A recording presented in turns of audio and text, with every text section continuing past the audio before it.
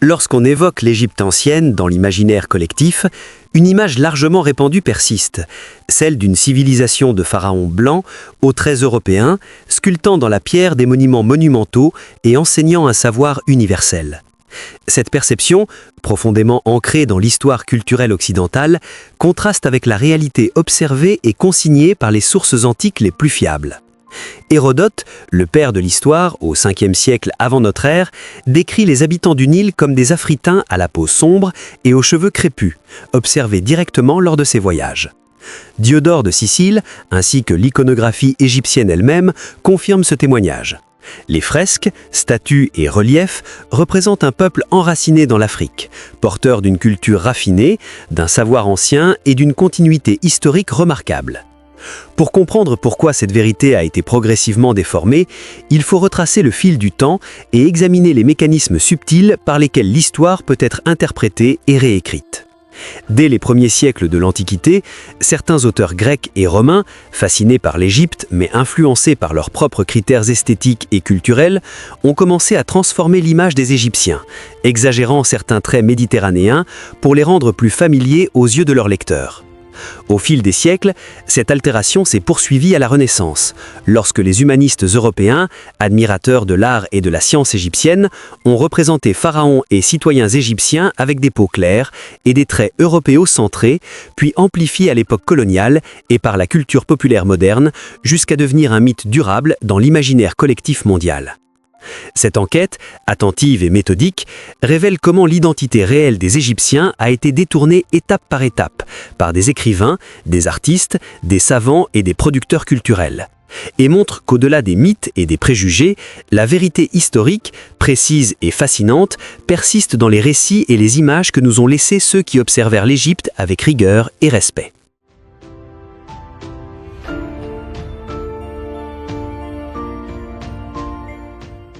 Lorsqu'on évoque l'Égypte ancienne, l'image qui surgit dans l'imaginaire collectif est souvent celle d'une civilisation de pharaons à la peau claire, aux traits européens, gouvernant du cité monumentale et produisant un savoir universel. Cette perception, largement répandue, est pourtant en contradiction avec les sources antiques les plus fiables. Hérodote, le père de l'histoire, au 5e siècle avant notre ère, Diodore de Sicile, ainsi que l'iconographie égyptienne elle-même décrivent une population africaine, à la peau sombre et aux cheveux crépus, profondément enracinée dans son territoire et porteuse d'une culture d'une sophistication remarquable. Les fresques murales, les statues et les bas-reliefs témoignent avec constance d'un peuple africain à l'identité forte, consciente de sa longue continuité historique et de son rôle central dans l'histoire du continent africain.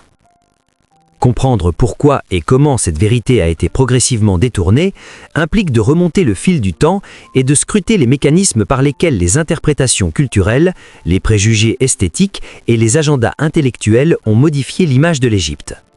Ce processus, complexe et long, débute dès l'Antiquité elle-même, bien avant les explorations et colonisations modernes. Les Grecs et Romains, fascinés par cette civilisation, jouent un rôle paradoxal.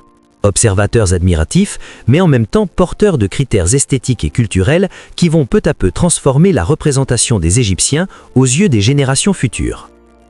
Au 5e siècle avant notre ère, Hérodote entreprend son voyage en Égypte avec une curiosité rare pour son époque.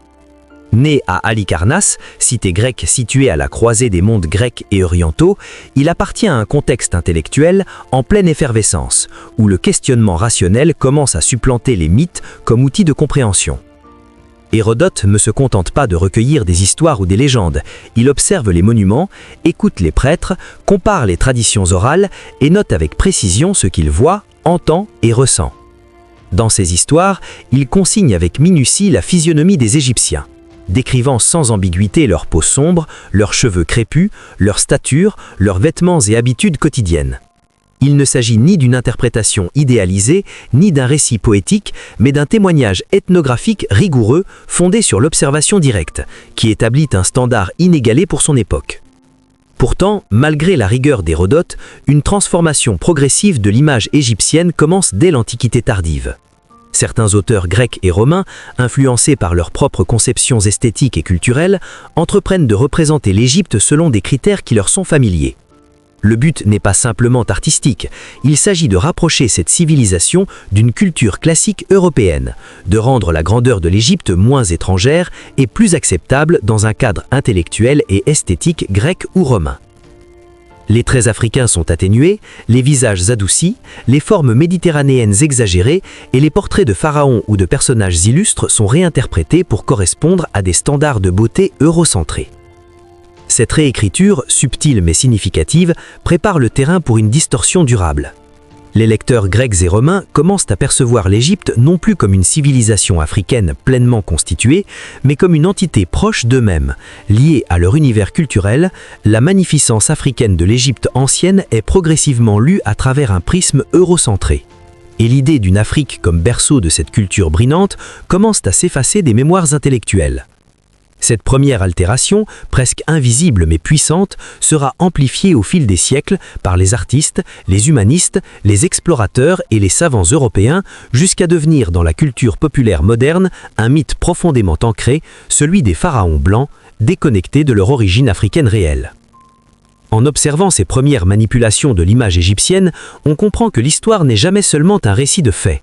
Elle est aussi un terrain où les perceptions culturelles, les valeurs esthétiques et les intérêts intellectuels peuvent façonner ce que nous acceptons comme vérité.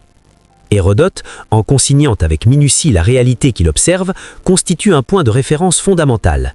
Il nous montre que l'Égypte était et reste une civilisation africaine ancienne, riche d'une continuité historique exceptionnelle, et que toute tentative de la blanchir ne repose ni sur les faits, ni sur les sources antiques, mais sur des projections culturelles ultérieures.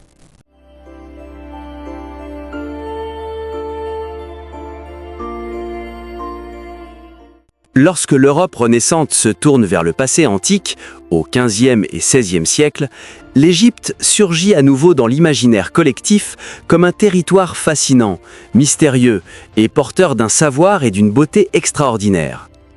Les humanistes de l'époque, savants, artistes et érudits, découvrent les textes anciens transmis par les manuscrits grecs et latins et contemplent les monuments majestueux que le temps a préservés.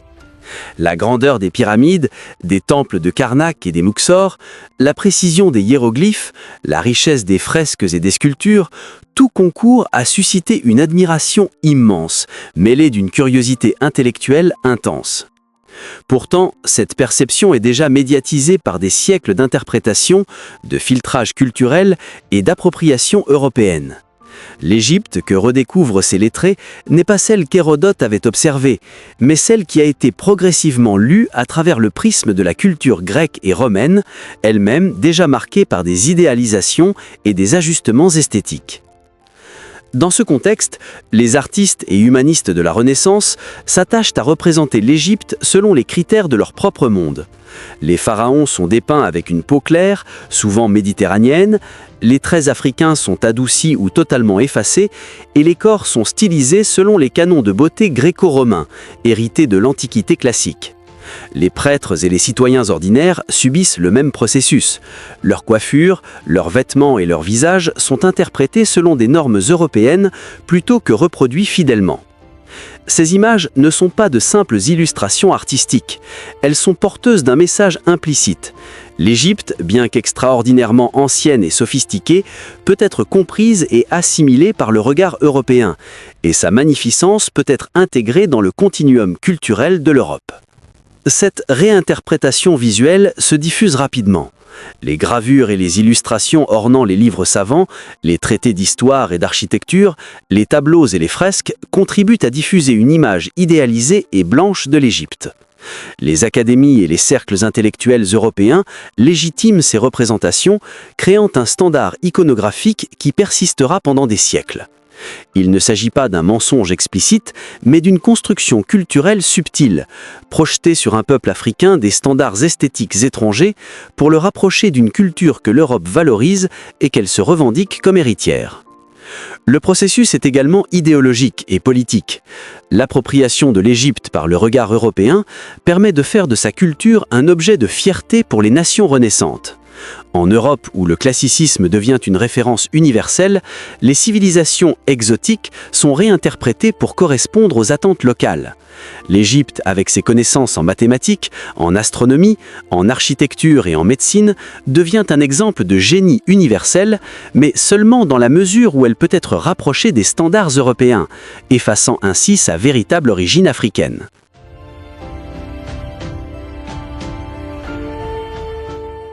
Ce processus de blanchiment n'est pas innocent.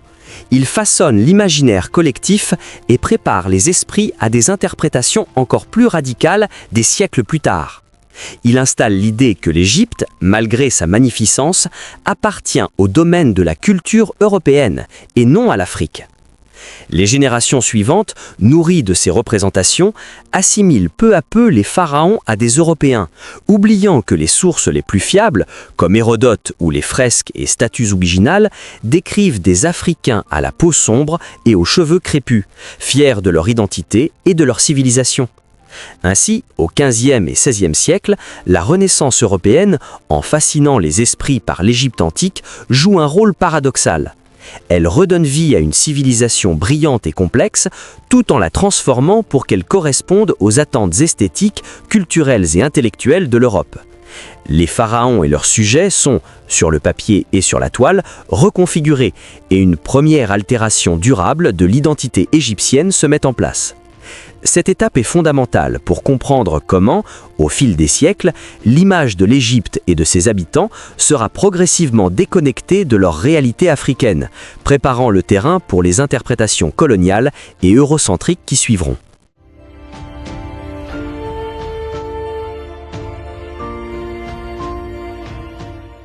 Les XVIIIe et XIXe siècles marquent un tournant décisif dans la manière dont l'Europe perçoit l'Égypte ancienne. L'expansion coloniale européenne traverse l'Afrique et le Moyen-Orient et l'expédition de Napoléon en Égypte entre 1798 et 1801 apporte une attention sans précédent sur la terre des pharaons. Accompagné d'une armée de savants, d'ingénieurs et d'artistes, Napoléon ne vient pas seulement pour conquérir, mais pour étudier, cartographier, mesurer et inventorier la richesse d'un pays que l'Occident considère comme mystérieux et fascinant. Les sciences, la géographie, l'histoire et l'archéologie s'installent au service d'une entreprise coloniale et l'Égypte devient un laboratoire intellectuel européen, un terrain où les savoirs anciens et modernes se croisent. Mais cette curiosité scientifique, bien qu'impressionnante sur le plan méthodologique, se double d'une vision idéologique qui façonne pour longtemps l'image des Égyptiens anciens. Dans ce contexte, les savants et orientalistes européens, qu'ils soient égyptologues, philologues ou archéologues, commencent à classer les populations selon des critères raciaux eurocentriques. La couleur de la peau devient un critère supposé déterminant pour juger de la capacité culturelle et intellectuelle d'un peuple. L'Égypte ancienne, pourtant brillamment documentée par Hérodote, Diodore de Sicile et par l'iconographie originale des monuments, est progressivement intégrée dans une hiérarchie où la blancheur est assimilée à la civilisation et la complexité culturelle, tandis que l'Afrique noire est perçue comme un espace primitif ou marginal. Dans ce cadre, la magnificence des pharaons, des temples et des savoirs égyptiens est réinterprétée pour s'adapter aux normes européennes. Jean-François Champollion, connu pour le déchiffrement des hiéroglyphes, figure parmi les savants qui, malgré une érudition exceptionnelle et une contribution immense à la connaissance de l'Égypte, participent malgré eux à cette reconfiguration de l'image égyptienne. Dans ses dessins, gravures et notes, les pharaons et citoyens égyptiens sont souvent représentés avec des traits européens, des nez fins et des visages méditerranéens, leur peau claire soulignant une prétendue parenté avec la civilisation occidentale. Ces images se diffusent largement en Europe à travers les publications scientifiques, les expositions, les gravures et les monographies sur les monuments. L'Égypte, autrefois perçue comme un monde africain autonome, est désormais européanisée dans l'imaginaire collectif.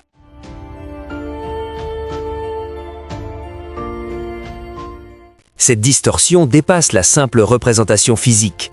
Elle sert à justifier une idéologie selon laquelle la grandeur culturelle et intellectuelle ne pouvait naître d'un peuple africain noir. Les merveilles architecturales, les connaissances en astronomie, en médecine ou en mathématiques sont alors dissociées de leur origine africaine, attribuées, par projection implicite, à des influences européennes ou méditerranéennes.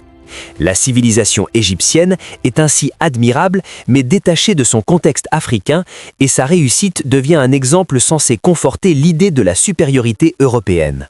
Les gravures, les statues et les reconstructions monumentales qui circulent en Europe diffusent ce récit. Un pays ancien, vénérable, mais dont la population originelle est réinterprétée pour satisfaire l'idéologie coloniale. Parallèlement, l'expansion coloniale et la discipline naissante de l'orientalisme institutionnalisent ces idées dans les académies, les musées et les bibliothèques européennes. Les textes savants, les illustrations et les catalogues d'antiquités reproduisent et amplifient cette vision. Les futurs égyptologues britanniques, allemands et français adoptent souvent ce cadre conceptuel, classé, comparé, hiérarchisé. Dans cette vision, le peuple égyptien ancien n'est plus étudié pour ce qu'il était, mais pour ce qu'il devrait être selon les critères occidentaux. Les monuments, les statues et les reliefs sont interprétés, remodelés et parfois répliqués de manière à rendre la civilisation égyptienne compréhensible aux yeux de l'Europe coloniale. Ainsi, au cours des XVIIIe et XIXe siècles, une distorsion durable s'installe. La réalité observée et documentée par Hérodote et corroborée par l'iconographie originale est progressivement effacée derrière une construction culturelle eurocentrique. L'Égypte devient l'exemple de ce que l'Europe peut admirer, mais aussi posséder intellectuellement et symboliquement. La civilisation reste respectée, mais son identité africaine est niée ou minimisée. Ce processus prépare le terrain pour les interprétations hollywoodiennes, littéraires et médiatiques du XXe siècle, où la blanchisation des pharaons devient un trope culturel récurrent, enraciné dans une longue histoire de filtres idéologiques et artistiques.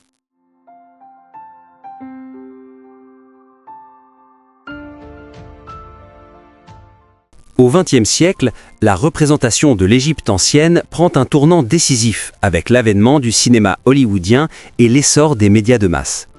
Les films à grand spectacle, les romans historiques, les bandes dessinées et plus tard les documentaires télévisés façonnent la perception du public bien au-delà des cercles savants. Dans ces œuvres, les pharaons sont presque systématiquement représentés comme des figures européennes, à la peau claire, aux traits méditerranéens idéalisés, portant des couronnes dorées et des habits luxueux.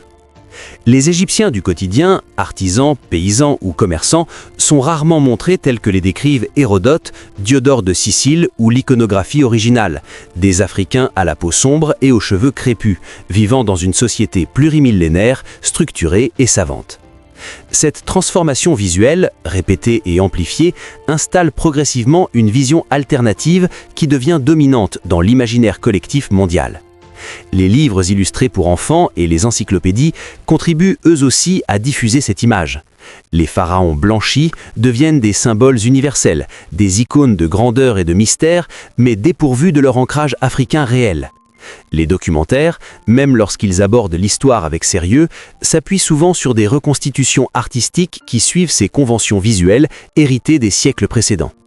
Ainsi, le spectateur contemporain, même sans connaissance directe des textes antiques, intériorise une version biaisée de l'Égypte ancienne. Les mythes se répètent, se normalisent et s'institutionnalisent dans la culture populaire, façonnant non seulement la perception de l'Égypte, mais aussi la manière dont le public comprend les origines de la civilisation africaine. Le cinéma hollywoodien, en particulier, joue un rôle central dans ce phénomène. Les productions à grand spectacle, de Les 10 Commandements à Cléopâtre ou aux récents films d'aventure et d'action, privilégient la lisibilité et le glamour pour le public occidental. La fidélité historique et ethnographique cède le pas à l'esthétique et aux attentes culturelles du spectateur. Cette pratique a des conséquences durables. Les images créées sur les plateaux de cinéma deviennent des références iconographiques pour des millions de personnes à travers le monde, perpétuant une vision déformée qui semble naturelle, presque évidente. Ce phénomène illustre une dynamique puissante et subtile. Le mensonge sur l'identité des Égyptiens anciens ne se limite plus aux textes savants ou aux reproductions artistiques. Il s'installe dans le quotidien visuel de la culture globale. Même les générations qui n'ont jamais étudié Hérodote ou Diodore assimilent cette version falsifiée comme vérité.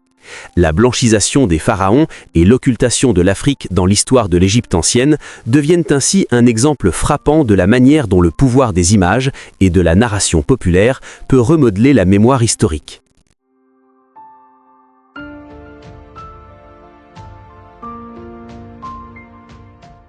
Le mythe des Égyptiens blancs est donc une construction idéologique et culturelle, façonnée par des siècles de distorsion depuis l'Antiquité tardive jusqu'à Hollywood. Les sources fiables, les textes antiques et l'iconographie montrent sans équivoque que les Égyptiens étaient des Africains à la peau sombre, aux cheveux crépus, porteurs d'une civilisation brillante et ancienne. Restaurer cette vérité est essentiel non seulement pour l'histoire, mais pour la mémoire collective et la reconnaissance de l'Afrique comme berceau de grandes civilisations. La gloire antique vous invite à regarder l'Égypte avec les yeux d'Hérodote, à travers la précision, la méthode et le respect qu'il accordait à ce peuple fascinant afin de redécouvrir sa véritable identité, riche, africaine et intemporelle.